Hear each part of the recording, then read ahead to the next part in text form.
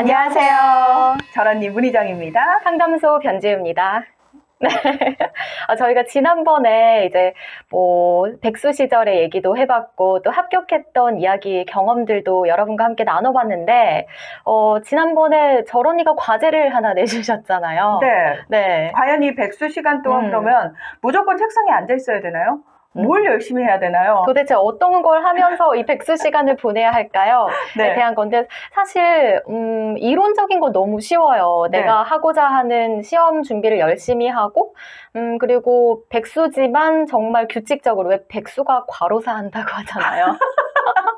그 정도로 정말 열심히 살아야 되는 건 알겠는데 이게 도대체 구체적인 방법을 잘 모르겠단 말이죠. 그렇죠. 네. 그러니까 예를 들어서 공무원 시험 준비를 하시는 분들 같은 경우에는 매일 공부해야 되는 게 너무 분명하잖아요. 그렇죠. 그래서 진짜 책상에 누가 오랫동안 앉아있느냐, 그리고 앉아있는 동안 얼마나 집중하느냐가 딱 중요한데, 예를 들어서 특별히 그렇게 내가 공무원, 정해진 시험 범위가 있는 시험이 아닌 경우에 일반적으로 일반 기업체를 내가 입사를 하려고 준비를 한다거나 그럴 경우에 도대체 그럼 난 뭘 준비해야 되지? 앉아서 계속 스터디를 한다고 하는데 면접 준비 같은 거 하잖아요. 모여가지고 계속 모의 면접 같은 거 해본다고 하는데 저는 너무 이렇게 스터디에 목매지 말라는 말씀을 좀 드리고 싶어요. 정말요? 네. 왜냐하면 이게 물론 시대가 좀 바뀌긴 했는데요. 저희 때는 이렇게 모여가지고 스터디를 많이 하고 이런 분위기가 아니었어요. 혼자 따로 공부를 했었어요? 네, 사실 그 따로라는 것도 그냥 제가 알아서 그 시험 절차에 따라서 준비를 하는 건데, 예를 들어서 제가 왜 그렇게 스터디에 목을 매지 말라고 얘기를 하냐면, 제 후배들 중에서 이제 언론고시 준비하는 친구들 거의 대부분 스터디에서 막 준비를 했더라고요. 근데 여러분도 혹시 경험을 하셨는지 모르겠는데, 그 스터디 내에서 다른 친구가 진짜 열심히 연구해가지고 가지고 온 내용들 있잖아요. 그런 것들을 다른 친구가 도용을 한 거예요. 예를 들어서 아니 같은 스터디에서 공부하던 두 친구가 똑같이 모 방송사 최종 면접을 간 거예요. 마침 또 갔는데 하필이면 그 친구가 먼저 앞번호였던 거예요. 근데 면접관이 딱 질문을 던졌는데 스터디 내에서 같이 이제 해봤던 모의 면접 질문 중에 하나가 나온 거죠. 근데 여기서 이제 자기가 했던 대답의 내용을 그 친구가 마치 자기 이야기인 것처럼 해버린 거예요. 그러니까 이 친구 입장에서는 정말 어버버버 해버린 거죠. 저건 내 얘기인데 내가 저걸 해야 되는데? 너무 당황스러울 것 같은데요. 근데 정말 안타깝게도 어떻게 된 줄 아십니까? 그 친구가 됐어요. 그리고 이 친구는 떨어진 거예요. 근데 이 친구가 나중에 이제 저와 어떤 모 방송사에서 만나서 울분을 토하는 거예요. 그래서 저는 그 기자 친구가 너무 미워요 라고 얘기를 하는데 되게 황당하고 어이가 없더라고요. 그러면 스터디에서 사실 얼마든지 사실 이런 일이 저는 벌어질 수 있다고 생각을 하거든요. 저도 사실 스터디를 많이 해보지 않았는데 그 스터디를 하지 않았던 이유 중에 하나가 바로 이거예요. 제가 열심히 준비를 해도 이걸 공유를 하다 보면 제가 사람을 잘 못 믿기도 하지만 그 스터디 내에 스터디원이 어떻게 내 정리 노트를 사용할지 모르기 때문에 못 믿겠더라고요. 그래서 사실은 이제 그러니까 스터디에 너무 목매지 말라는 차원에서 지금 드리는 말씀이거든요. 그러니까 스터디 자체가 무조건 잘못됐어요. 이게 아니라 스터디가 가지는 맹점이 이런 부분이 있을 수 있다. 그리고 사실 그 스터디에 있는 스터디원들은 다 같이 시험을 준비하는 친구들이지 특별히 어떤 노하우를 가진 친구가 아니란 말이에요. 그런데 이건 무조건 혼자서 하면 안 되겠지. 무조건 좋은 스터디에 들어가야지.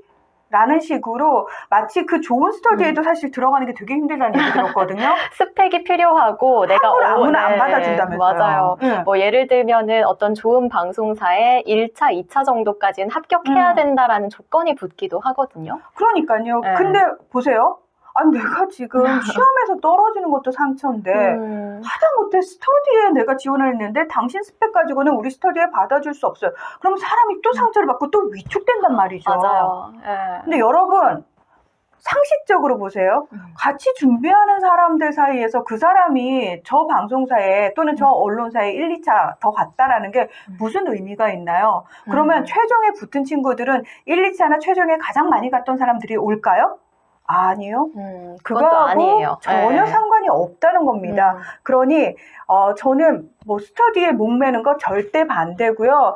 혼자 하셔도 충분히 괜찮습니다. 근데 예를 들어서 내가 완전 생초짜인데 도대체 뭘 어디서부터 준비해야 될지 하나도 모르겠어요 하시는 분들은 아카데미라든지 스터디를 통해 가지고 또는 그들이 모여있는 어떤 카페 같은 거 있잖아요. 네, 그런 걸 통해 가지고 정보를 얻는 수준에서 접근을 해보시라고 꼭 말씀을 드리고 싶고요.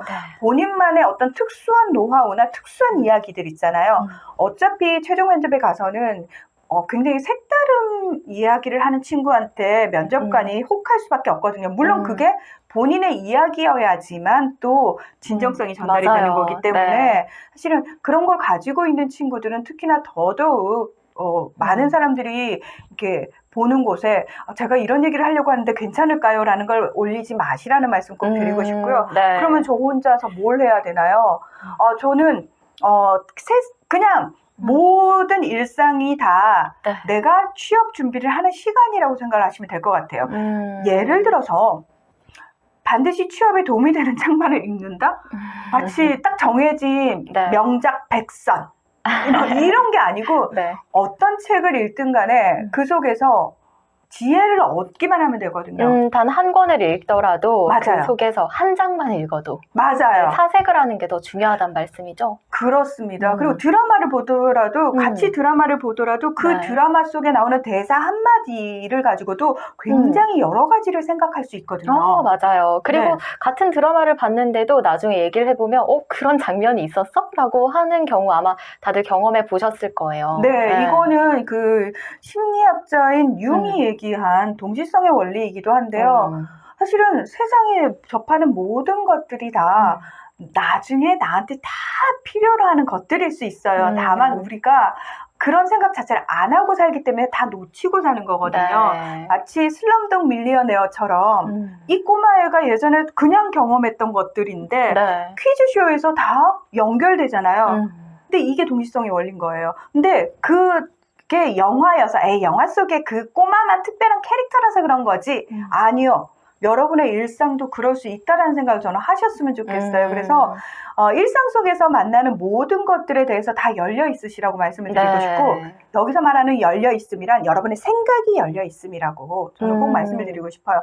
내가 가고자 하는 기업, 그 기업에 대한 정보를 물론 인터넷을 통해서 알 수도 있어요. 그 노력도 필요합니다. 하지만 일상 속에서 내가 그 기업의 물건을 만날 수도 있잖아요.